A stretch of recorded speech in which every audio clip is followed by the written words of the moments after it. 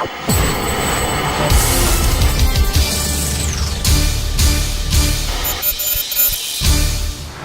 I'm Jerry Kenny, and thanks for watching this edition of America's Survival TV.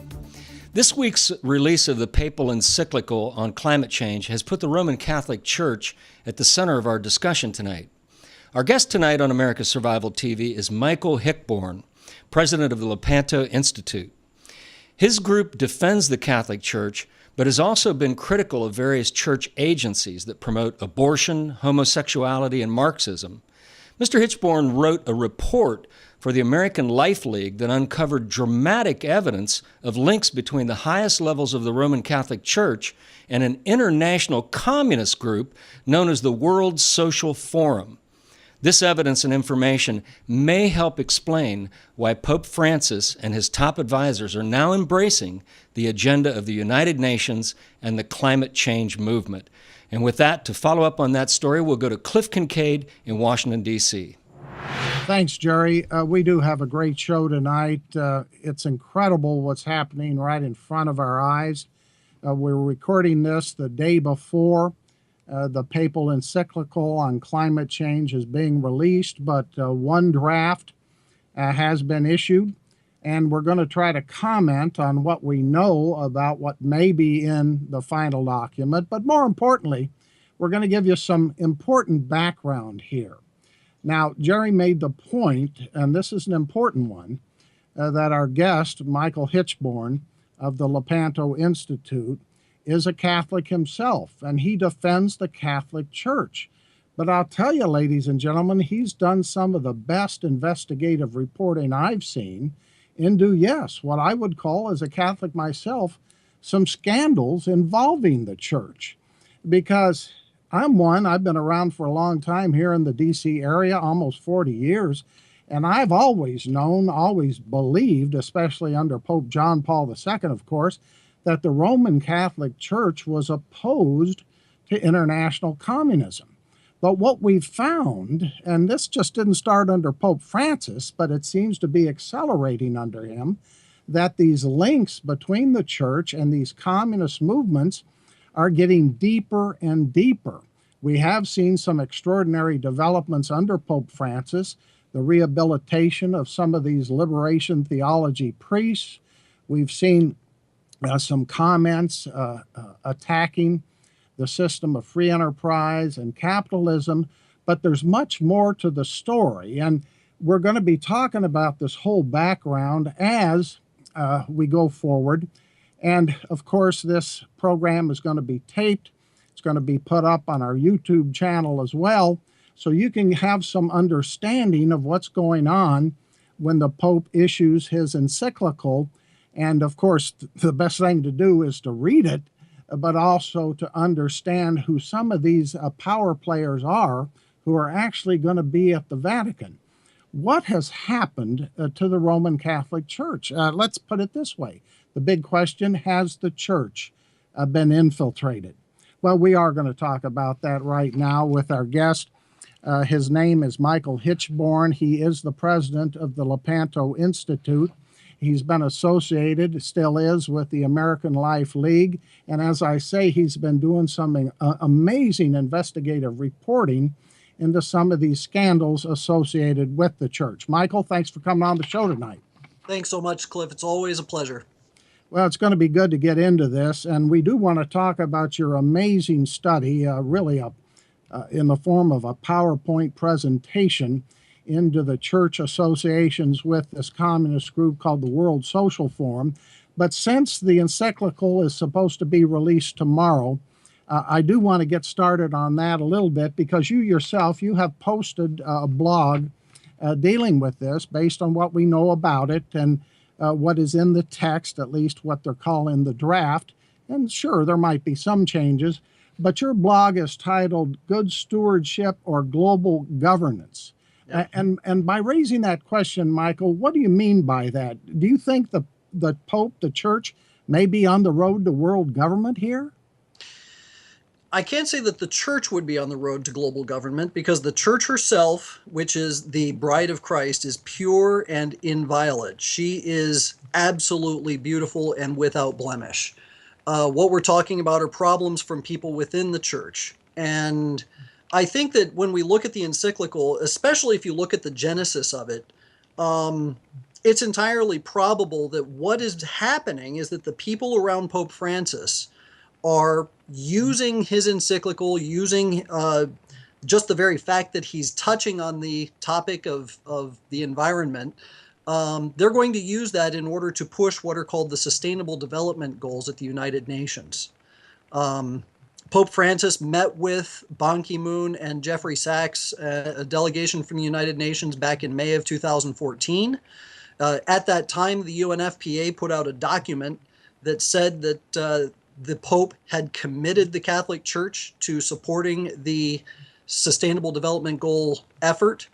Then, of course, just a few months ago, we had Ban Ki-moon and Jeffrey Sachs and a bunch of other UN population control mongers, presenting at the Vatican to talk about this environmental climate change topic. They didn't talk about the encyclical specifically, but that was definitely on their minds. And there have been other statements coming out of the United Nations saying that we're going to be using this encyclical as a means of pushing forward the Sustainable Development Goals. So regardless of what's in the encyclical itself, the very fact that the United Nations has already said, this is our agenda, we're going to push the Sustainable Development Goals, which is right in line with the Millennium Development Goals and right in line with Agenda 21. It's all about limiting resources. It's all about limiting population growth. It's all about population control once you scratch the surface of it. But I don't think Pope Francis himself, as the Pope or as a human being, would condone population control. But the people around him are going to be using him and his encyclicals to push it. Well, let's talk about what's going on here. And of course, we're going to have to leave it to the Pope to eventually speak for himself, and for viewers and those who read the encyclical to understand whether they think he's in on it or not. But you mentioned the UNFPA, the United Nations Population Fund. Everybody knows that that has been involved in population control. They've supported the Chinese government's one child per family policy, which forces women to have abortions. The UN itself promotes abortion, supports the one child per family policy in China. Under Pope John Paul II, he had referred to one of the UN's population conferences as the snare of the devil. He was so opposed to what he perceived to be satanic influence in this entity, and yet now Pope Francis is working with the UN Population Fund, and as you point out, under the guise of, quote, sustainable development, he seems to be on the verge here of endorsing government control of people, perhaps limiting their families, government control of resources. Can the Pope really be this naive as to not understand who he's getting into bed with? That's kind of the question of the decade, isn't it? I really can't get into the mind of this Pope. He's spoken outwardly against homosexuality and he actually spoke against Marxism specifically. He spoke against abortion and contraception. But at the same time, certain other things that he has said seem to kind of confuse the matter and give a little bit of wiggle room to those on the left. I honestly can't figure out what's going on in his head. I don't know why he says a lot of the things that he says. But what is clear is that the players around him are most certainly in bed with the United Nations and the push for global governance and the push for population control. There is no doubt about that. We're talking, ladies and gentlemen, to Michael Hichborn. He's the president of the Lepanto Institute. And their website, by the way, is Lepanto, Lepanto Institute.org. We do, at some point, Michael, want to go into one person in particular who's going to be part of this Vatican news conference to release the encyclical, a German by the name of Hans Joachim Schellenhuber, who has publicly called for the creation of an Earth Constitution and a planetary court. But first, I want to get into that incredible report you did for the American Life League on a Catholic involvement with this World Social Forum, because I'll tell you, that was first-rate investigative reporting. I mean, these aren't just charges or speculation you're throwing out there. You did a video, you did a PowerPoint, complete with original source material, graphics, images from all of these conferences that various Catholic agencies have been involved with. If you could, give us a summary of what you discovered there. Sure. It started several years ago when I was investigating the Catholic Campaign for Human Development, which has a long history of advocating Marxist, homosexual, and pro-abortion, pro-contraception programs. Going all the way back to the 70s, people were complaining, Catholics were complaining that this organization was funding Marxist agencies. So I was actually investigating some CCHD stuff, which led me to investigate some Catholic Relief Services stuff, because some of their name got caught into the mix of what I was looking at. And I kept seeing this reference to this thing called the World Social Forum. And I just said, what is this thing? What is the World Social Forum?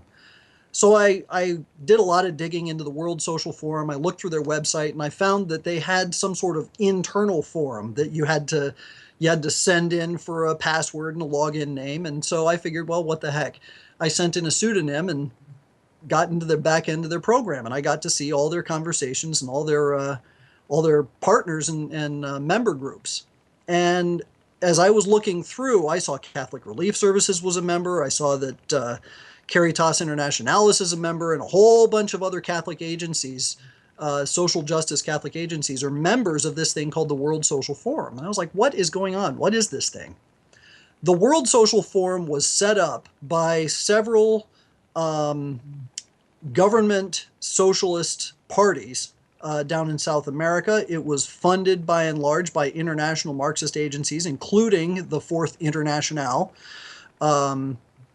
It is a thoroughly Marxist entity. They parade through the streets with banners of Karl Marx. They parade through the streets with the hammer and sickle flag on the red background. They've got all kinds of Mao and Trotsky and all their heroes, all the heroes in communism. They parade these people around. They're wearing shirts with their images and everything else. They're also promoting abortion. They're promoting homosexuality. They're promoting contraception. They're promoting everything that's contrary to the church. And so as I was finding all of this stuff, I went as far and wide on the internet as I could. I gathered as much video evidence, as much imagery as I possibly could find to prove that the World Social Forum in and of itself is thoroughly communist. I got their own charters where they're talking about we're pushing socialism, we're pushing abortion, we're pushing homosexuality. So all of that information from their own statements say that they're Marxist, say that they're pro-homosexual, say that they're pro-abortion. And when I found that Caritas Internationalis on its own website said that they are on the governing body of this thing called the International Council, I just about lost it. I said, what is going on? How in the world could any Catholic agency possibly justify being a part of this thing, let alone being on its governing body? And So, let me interrupt at that point. Yeah. Caritas Internationalis, explain what that is. That's really, in effect, a global Catholic aid agency under the direct supervision of the Vatican, right? Absolutely. It is a canonically sanctioned, canonically created umbrella organization for social justice agencies, aid and development agencies in the Catholic Church all over the world. Catholic Relief Services is a Caritas affiliate for the United States. Another organization called CordAid. I just busted them for actually funding Planned Parenthood. They are the Caritas affiliate of the Netherlands. You've got Trocare in Ireland. You've got CIDSE, which is it's kind of a smaller international conglomerate of these Catholic social justice agencies. But they all feed off of each other. They're all under the umbrella of Caritas Internationalis. And you're right, it is run directly out of the Vatican. Cardinal Maradiaga, who is termed Pope Francis's right-hand man, had been the president of Caritas Internationalis for several years. Just recently, he was replaced by Cardinal Teagle, who is from the Philippines, and, well, he has his own set of issues. But Caritas, it is the umbrella group for all of these aid and development agencies. So if that organization is pushing Marxism, is pushing abortion and homosexuality, then we really shouldn't be surprised when Catholic Relief Services and all the other aid and development agencies that are affiliates of Caritas Internationalis are doing the same thing. So you find all this evidence, including all these images, videos, all the rest of it. You must have thought, well, maybe the officials in the Vatican just are not aware of what's going on. So you present, in effect, a dossier to the Vatican, and what's the response? I hand-delivered a full report on Caritas Internationalis and the World Social Forum to Cor Unum.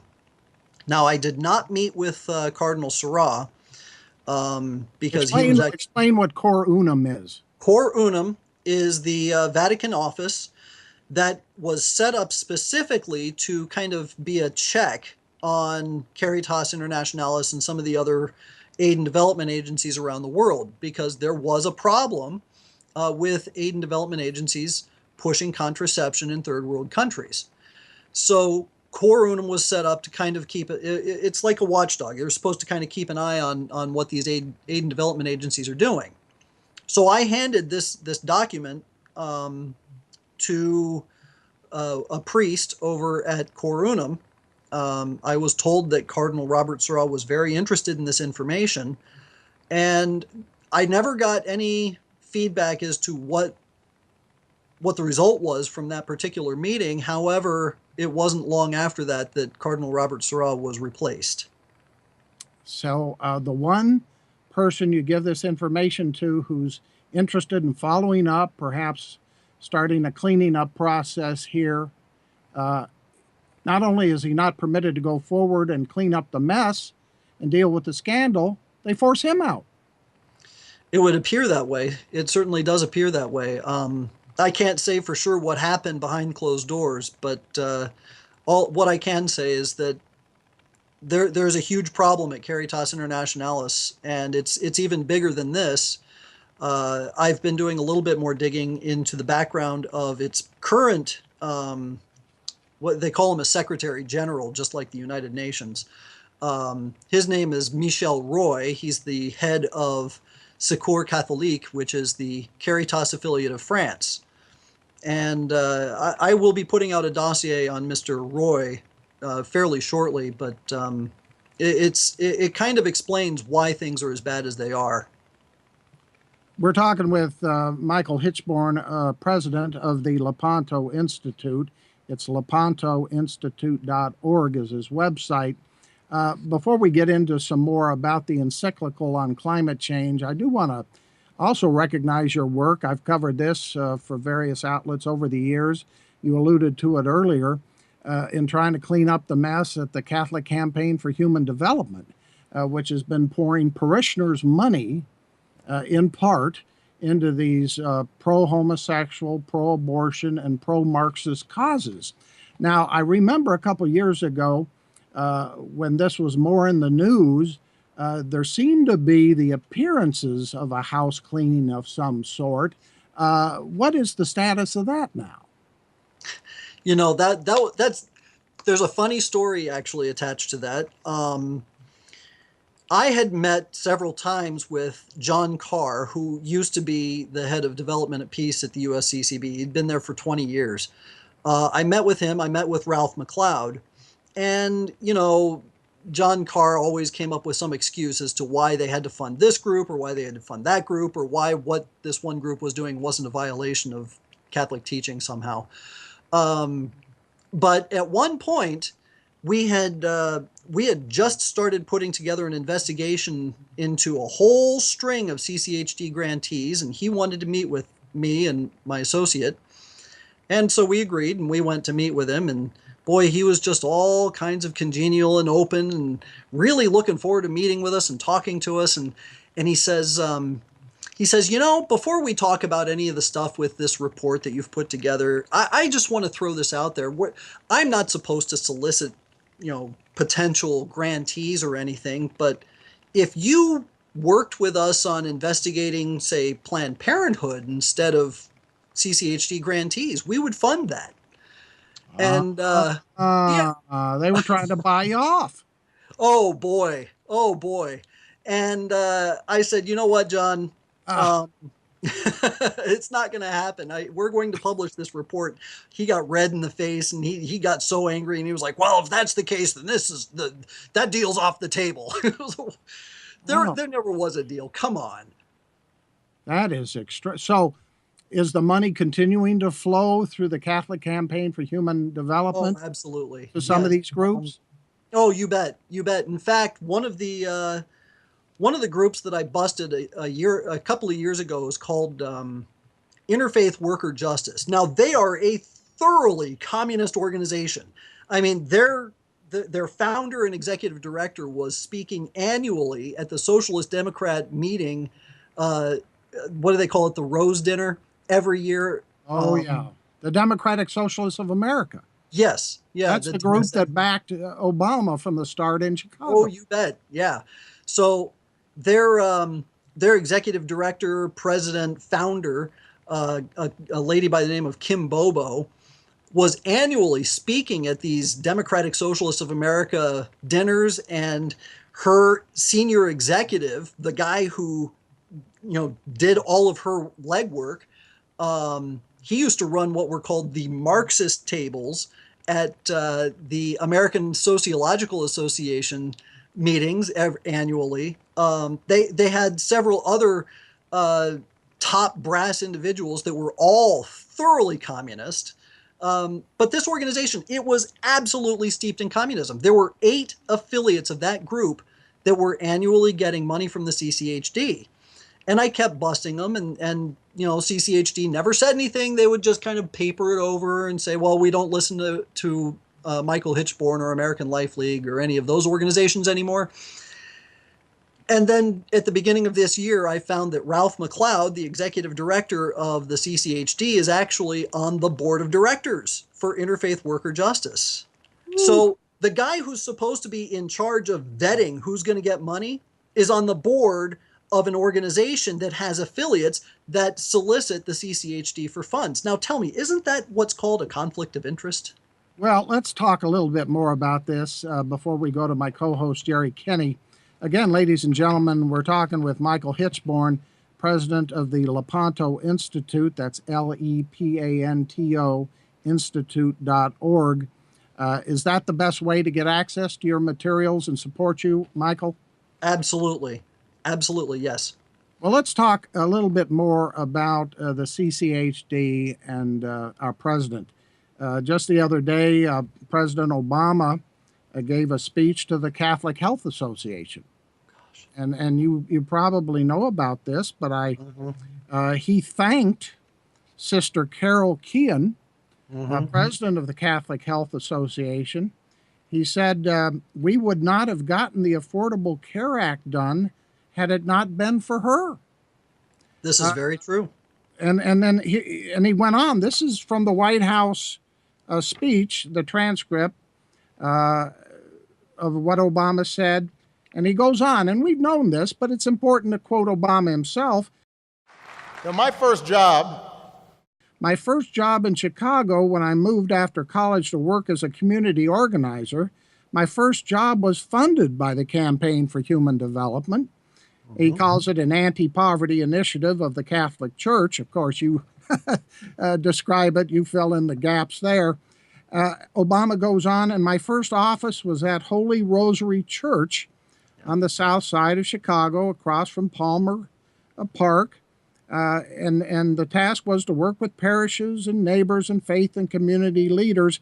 He goes on and on. Basically, what Obama is saying, and we've known this, but I'd like to get your comments on it, is that Obama got his start as a Marxist community organizer in Chicago because of the Catholic Church. This is absolutely true. In fact, Phyllis Schlafly published a book a couple of years ago, or maybe it was about a year ago, actually, where she had received billets or bills and checks signed by Obama from the Catholic Church. Also reimbursement funds and things like that from the Catholic Church. So yeah, absolutely. And it's interesting because the first job that he had was for an organization called Gamaliel. Yeah. Now, Gamaliel is also one of those umbrella organizations with local affiliates all around the country. And in 2008, Gamaliel ran this big conference called they called it the Realizing the Promise Conference. So they were realizing the promise of having a community organizer ascend to the presidency. And there was this huge celebration of Barack Obama being president of the United States. And Ralph McLeod, executive director of the Catholic Campaign for Human Development, gets up there and gives a speech calling it a great day. And he said, we're going to see justice run through the streets like water. We're going to see the lion laying down with the lamb. All his words. We're going to see New Jerusalem. Yes, yes. So all this apocalyptic, imagery, which is usually reserved for Christ and the church. No, he uses it for Barack Obama. My gosh, I was not aware of that. And of course, getting back to climate change, I remember Obama saying that he was going to stop the rising oceans, wasn't he? I mean, it is simply incredible what's happening right in front of our eyes and what's happening within the Catholic Church.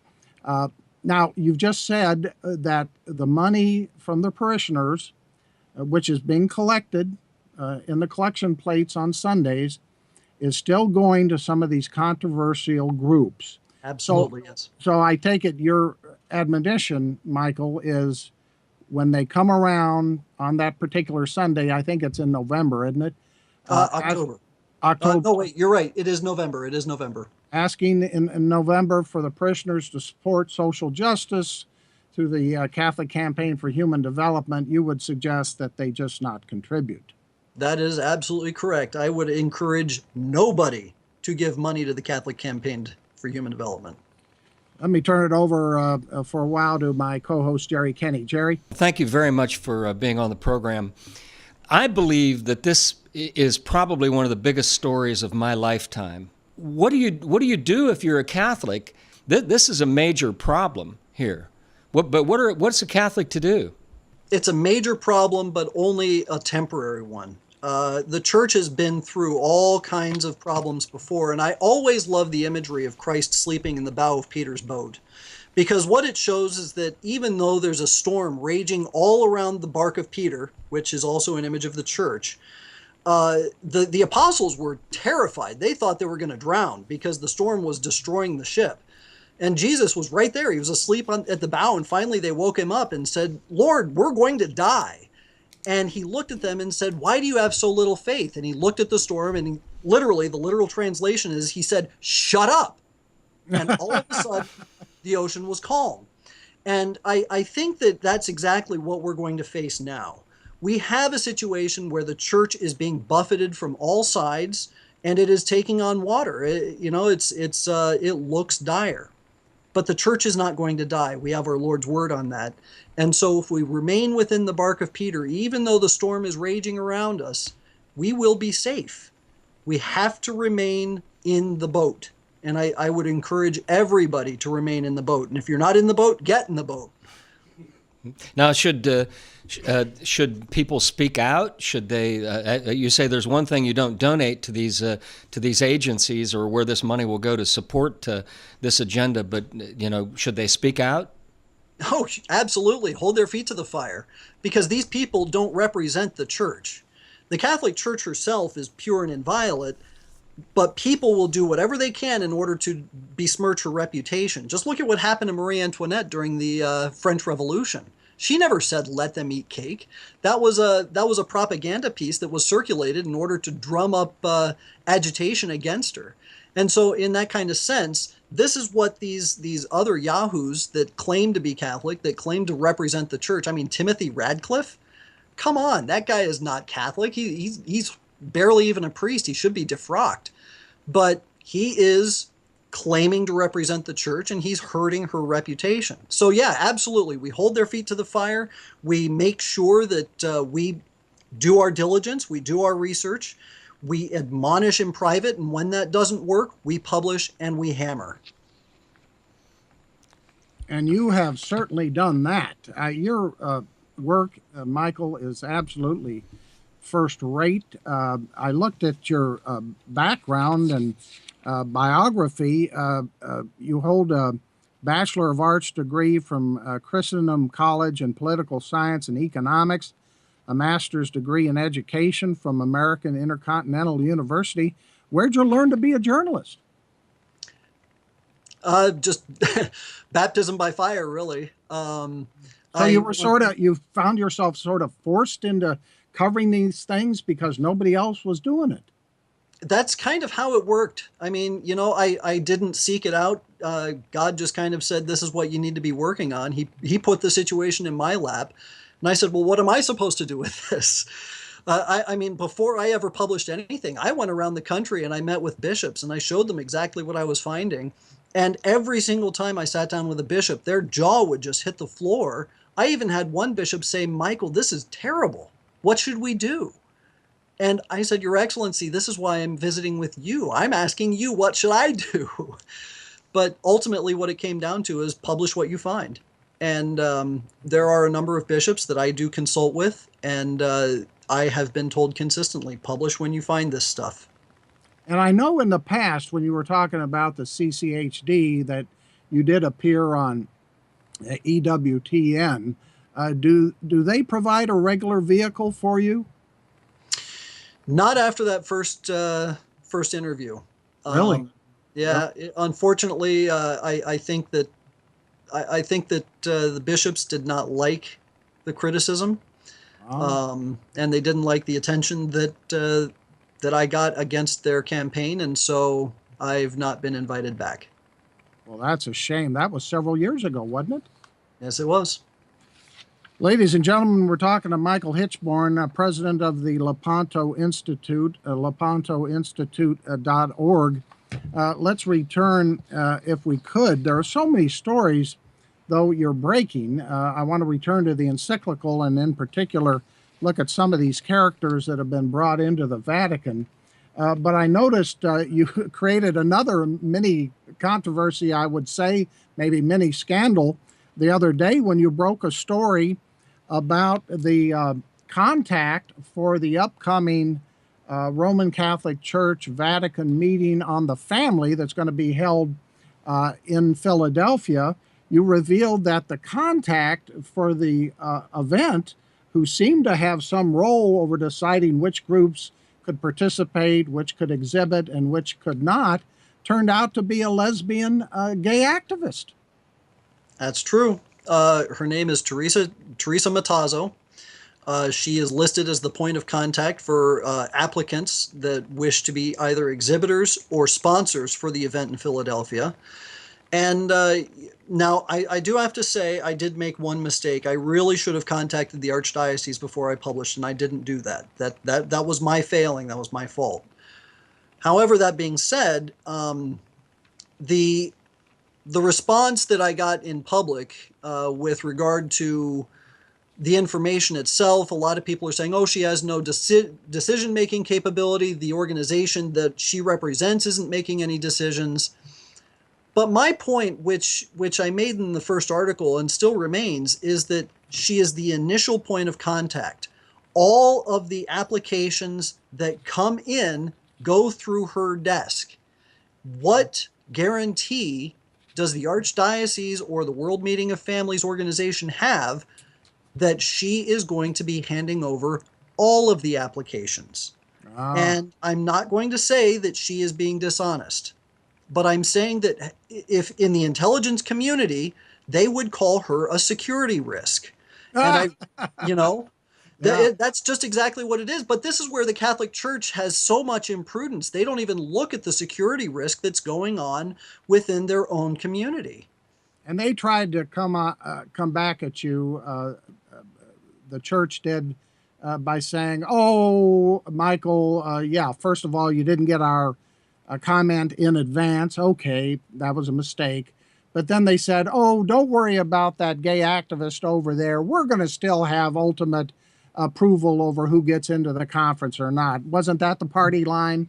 That was, yes, that was exactly the line that we got, and I respectfully disagree. I think that she still poses a security risk because she represents the exact antithesis of the purpose of the event itself, which is to talk about the Catholic idea of the family, and her idea of a family is two women. Now, tell us about another story you broke. I think you broke it. Maybe it was another outlet about how I think it was one of the vice presidents of one of the Catholic agencies turned out to be married in a gay marriage. Yep. I did break that story. It was Rick Estridge, the vice president for overseas finance at Catholic Relief Services. He I got a tip that he was in a same-sex marriage, and so I looked into it, and I did a lot of digging online. I found his Facebook page, I found his LinkedIn page, and I got all this information where he himself was advocating same-sex marriage. He even called out a senator out in the Midwest, saying that she should be sent to Gitmo because she had produced 3 bills against same-sex marriage. Yeah. Sent to Gitmo. Yeah, sent to Gitmo. But the thing is, so I contacted the circuit court in Baltimore City to see if he was indeed involved in a same-sex marriage. It's a public record. So I searched and I asked them, can I get his public marriage record? And I got it. And absolutely, he was married to a man. And so because I know that Catholic Relief Services puts a ton of spin on everything that they put out. I even caught them in the middle of a lie in the last report that I did on Catholic Relief Services. And that lie, they actually collaborated with a government agency to cover up what they were doing. That's how bad the lie was. But I went ahead and published that because I knew that if I gave that information to CRS first, they would do everything they could to paper it over. So I made sure that information not only got into the hands of the faithful Catholics, but I emailed it to as many bishops as I could. And eventually this guy in the gay marriage, Rick Estridge, finally resigned, correct? He resigned. There is a rumor, and it is an unconfirmed rumor, but it's a rumor, that he took a large exit money. I think they call it a severance. Oh, my God. Let me ask you about another church agency, and we don't want to give the impression that the church is not doing great things. They are. In my case, though, I have to say out front, I've mentioned this many times, that when my wife and I contribute to the collection on Sundays, we make sure the money does not go to the USCCB, the Catholic bishops, or the bureaucracy. That we restrict the money to the local church and the local poor. I think that's one option for people who are concerned about this. But there are some agencies worldwide who are doing good work. I want to ask you about one of them because I saw this book came out by George J. Marlin titled Christian Persecutions in the Middle East, 21st Century Tragedy. It's a very good book. We're going to try to get him on. He is in charge of a Vatican-supervised agency titled Aid to the Church in Need. Have you looked into that group at all? Don't tell me they're tarnished too, are they? No, I've never seen anything actually negative about that organization. I've heard good things about them, so I would say that your money is probably safe with them.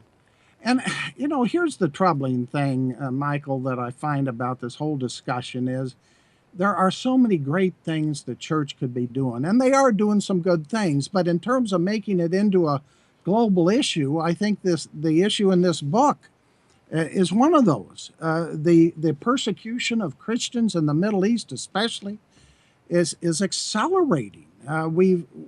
Even the mainstream media can't keep that hidden. We've seen the videos and the pictures of the Christians being imprisoned and killed and beheaded.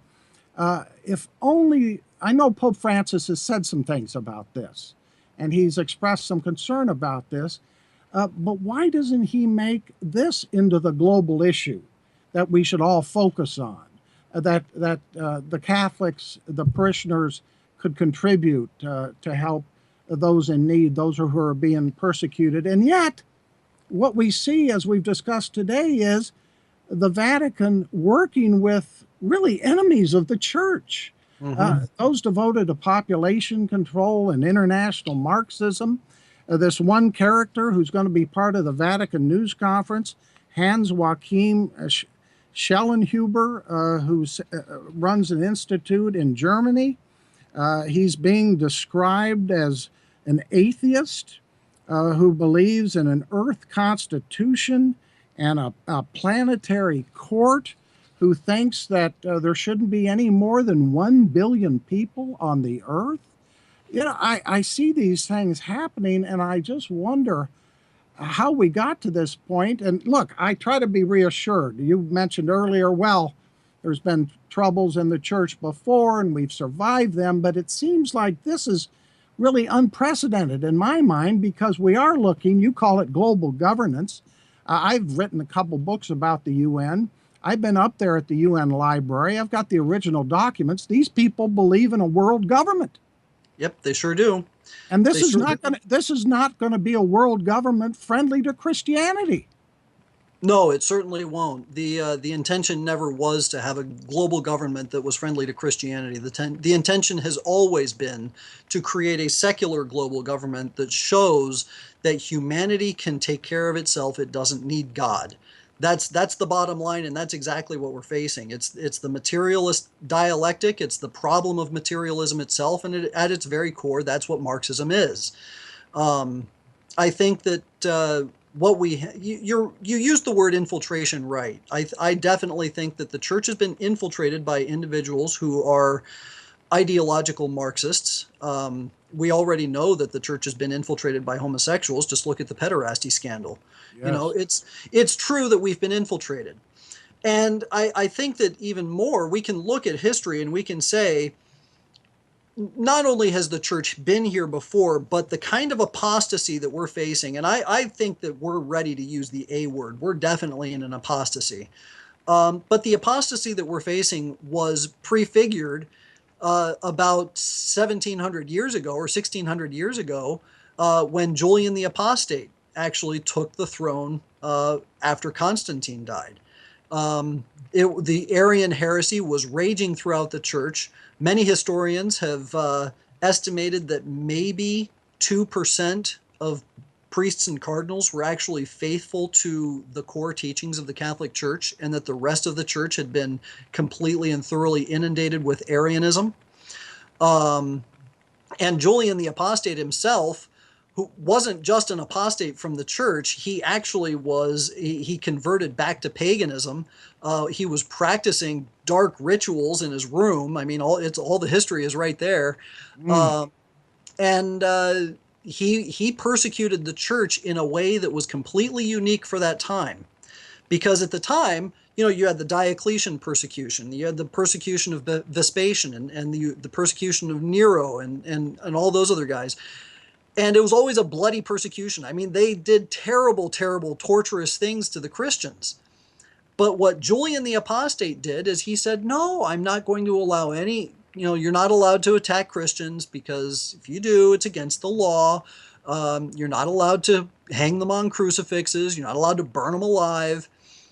But he pushed for laws like religious liberty, which allowed for the reintroduction of paganism into the Roman society.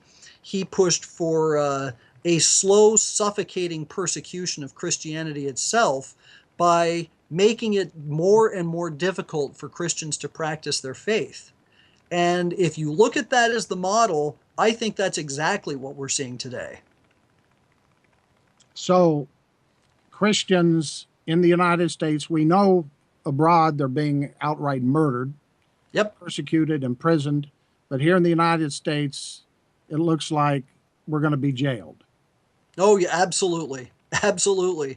I mean, just look at the persecution of the Christians who are running flower shops and pizza shops and bakeries that are being persecuted by the homosexual community, the LGBT lobby, because that's really what they are. It's a lobby, trying desperately to shut down any kind of Christian mom and pop shop. They're trying to shut down any kind of Christian business in the name of persecuting them, which is bizarre, but they are allowed to bring these horrible lawsuits against these individuals that they can't afford. And those homosexual lobbyists are being backed by billions of dollars through homosexual foundations. And yet it's gotten so bad that a lot of this is being brought on in the United States under a President Barack Obama, who got his start from the Catholic Church, Yep. who depended on the Catholic Church to pass his Obamacare legislation. He just mentioned that the other day, thanking the Catholic Health Association. So the Catholics are bringing into being, or not all Catholics, but these particular Catholics and their agencies are bringing into being a situation in which Catholics are going to be persecuted. Yep. Yep, that's exactly it. I mean, it's funny. Look at Sister Carol. Have you seen how much Sister Carol Kean makes a year? No. She makes $1 million a year. A sister, a nun, is making $1 million a year as the president of the Catholic Health Association. So you want to know how much that pen she's using cost? It cost $1 million. She threw the full weight of her organization behind Obamacare, and she got a pen for it. And congratulations, because I don't think that pen's going to sign your release form in hell. Sister Simone Campbell, she also sold out the church. She has an organization called Network, and she also was instrumental in making sure that Obamacare got passed. And so now, on top of all these scandals, Obamacare, we're still trying to cope with that. In fact, I understand the House is going to vote any day now on trying to defund this rationing board that Obamacare has set up, a board that's basically going to decide who's going to live and who's going to die. You mean the death panels that they said weren't in Obamacare? Correct. Yeah. And the Supreme Court's going to rule on a different aspect of Obamacare shortly. Then we've got the gay marriage ruling coming down. Whether they win that or not, we've seen where the trends are heading here. And on top of all this, we've got the Pope coming down with an encyclical on so-called climate change, which, as we've discussed, whether they've changed some sentences here or there from the one draft to the final is really beside the point, because we know that, as you pointed out, Michael, the Vatican is on board with this so-called concept of sustainable development, which really means less people. Control the people, reduce their numbers, limit their access to energy. We're on the road to really what's looking to be a tyrannical world government, in part brought to the world by the Roman Catholic Church. Well, I think that here's the thing. It's easy for us to despair at the situation, because if we were to rely on worldly means in order to combat what we're up against, we would lose, and we would lose wholeheartedly. But God loves the underdog, and this is why I don't despair, and this is actually why I'm kind of joyful about the situation. I mean, even though things are dark, and things are always blackest before the dawn, dawn is coming, and this situation will not sustain itself. And ultimately, I think that it's got to get worse, only because God will allow us to fall to such a depth that only He could save us, and nobody would be able to deny that the victory over the culture of death was done by God. It's going to be something that God and God alone is going to be able to handle, well, probably through his mother, through the Blessed Virgin Mary, because she said at Fatima, in the end, my Immaculate Heart will triumph. And I think that that's a very true, I think she promised it, and I think it's going to happen. I have no fear of that. Will I suffer? Will I die? Maybe, possibly. Will my family suffer? I hope not, but I'm prepared, and I have prepared my family as well. We pray nightly. We fast as a family. We pray as a family. We remain very close to the sacraments. And if persecution comes, well, we'll rejoice in that too, because it'll be our ticket to heaven. But in the meantime, we do have a duty and an obligation to look for the problems that are going on, to stand up and fight against the evil as it comes. And that's exactly what we're doing. Amen to that. Ladies and gentlemen, our guest has been Michael Hichborn, president of the Lepanto Institute.org. And seriously, ladies and gentlemen, go to his website, lepantoinstitute.org. Access his incredible information. He wasn't trained in journalist, but I have to say, trained as a journalist, but I have to say he's a first-rate investigative reporter who backs up everything he says with documentation. Just an incredible job he's done. And I agree, Michael, we've got to pray. We've got to hope for divine intervention. We've got to pray for a spiritual revival in this country and worldwide. But in the meantime, we've got to get out this information. And you have done yeoman service here, and you're taking it directly to the church itself. Again, this needs to be repeated.